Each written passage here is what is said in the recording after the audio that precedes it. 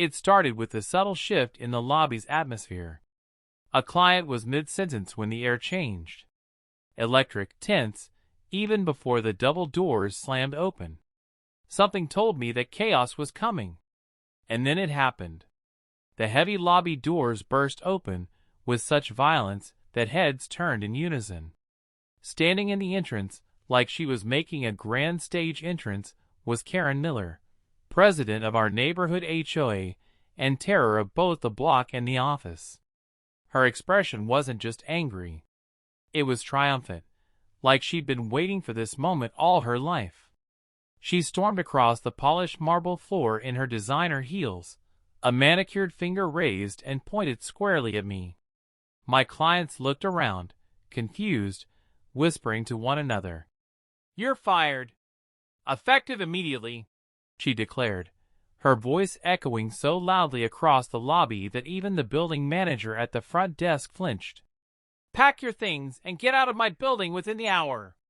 The heat flushed into my face. I could feel every pair of eyes on me. Clients, employees, even the coffee vendor paused.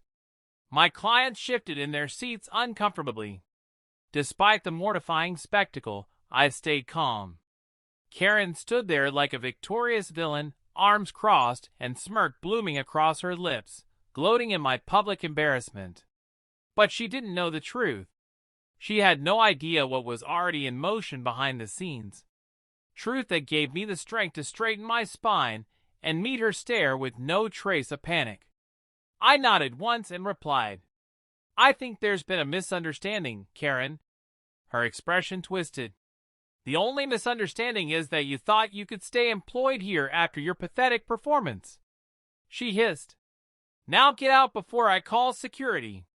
6 weeks earlier, I was just another modest financial advisor. Nothing flashy, but I liked the work helping clients manage their investments and plan for retirement. It was fulfilling. The office wasn't high-end, but it was steady. The only downside, Karen. Not only was she president of the HOA in the neighborhood where we both lived, but she also managed the office building. That meant she had a double grip of power over my life. Karen thrived on micromanagement. She'd dictate the exact thermostat settings, assign arbitrary parking spaces, and send out policy memos like she was running the Pentagon. If you stepped out of line, questioned her decisions, or so much as rolled your eyes, you'd get slapped with an office write-up, or worse, come home to an HOA violation taped to your door.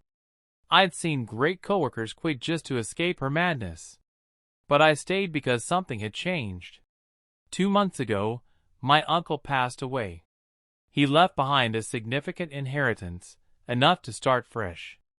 I didn't buy a car or move away. I made a choice. I would invest in something permanent. When I found out the very building where I worked was for sale, it felt like fate.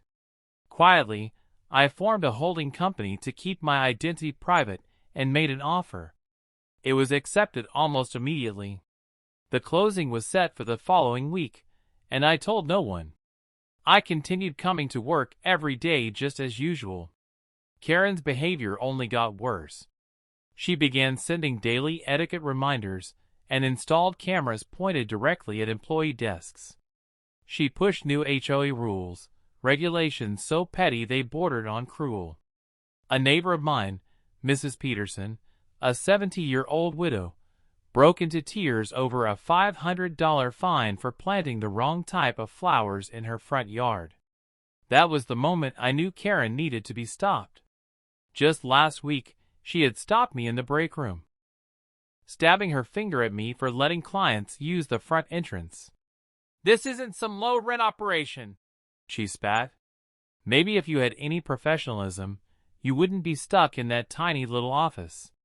I had smiled and nodded like always, but she had no idea I just signed the final building documents that morning. As of 9 a.m. that very day, I was the new owner of the building. Now, here she was trying to publicly destroy me. I calmly collected my files and stood up. "Sorry for the disturbance," I told my clients. "Shall we reschedule for tomorrow?" They nodded awkwardly and left. Karen stepped closer, voice low and cruel. I've been waiting to do that for months. You have no drive, no vision. People like you are placeholders. People like me step over you on their way up. I didn't flinch. You might be surprised, Karen. Then I walked toward the exit, pulled out my phone, and made sure she heard me. Hey, James. Yes, everything went through. The building is officially mine as of this morning.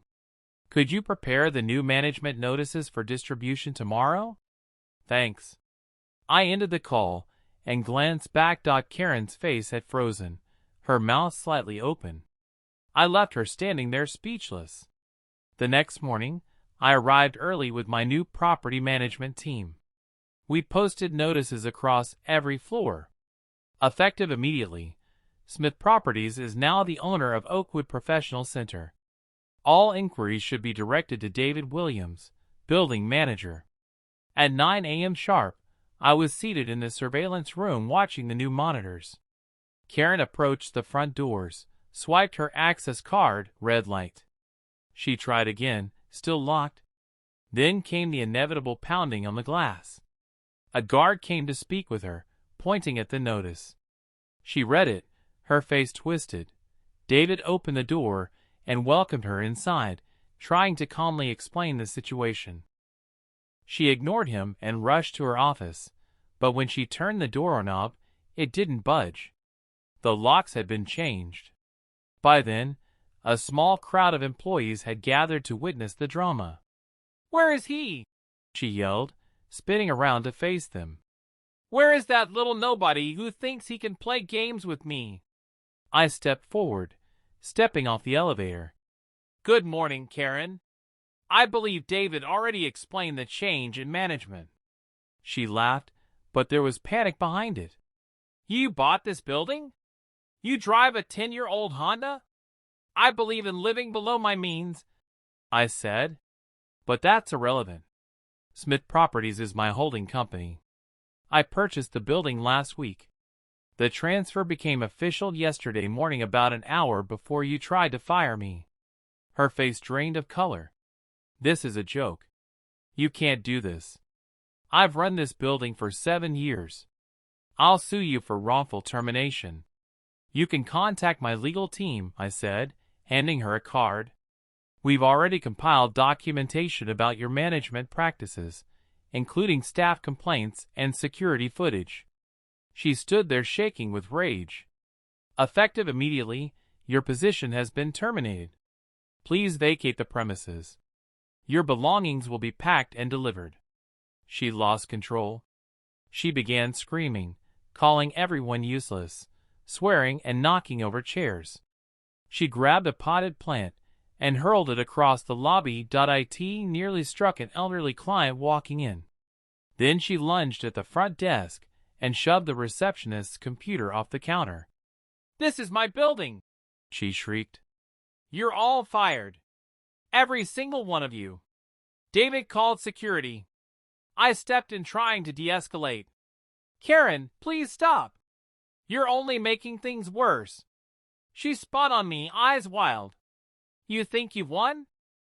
"I'm still HOA president. I'll find you for every weed in your yard. I'll make your life hell." When security arrived and tried to guide her out, she slapped one of the guards across the face. That was it. David called the police. Within minutes, officers arrived and attempted to calm her down. She barricaded herself behind the desk, yelling threats. When she tried to shove past them to get to me, they had to physically restrain her. She was handcuffed and informed she was being arrested for destruction of property, disorderly conduct, assault, and trespassing. The building fell silent as she was dragged out, still shouting and struggling. The following week, she appeared in court. She was charged with 3 misdemeanors.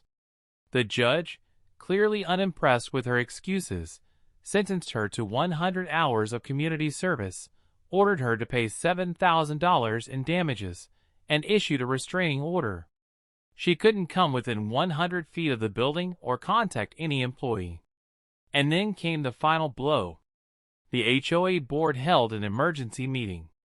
With her arrest footage circulating among neighbors, the board voted unanimously to remove her as president. When they gave her the news, she sat down slowly, her face blank, her mouth opening and closing without words. For the first time since I'd met her, Karen Miller had nothing to say. If you love seeing karma catch up to a real-life villain, make sure to hit that like button. It really helps the channel grow. And don't forget to subscribe for more jaw-dropping workplace and neighborhood drama. New stories drop every week, and you won't want to miss the next.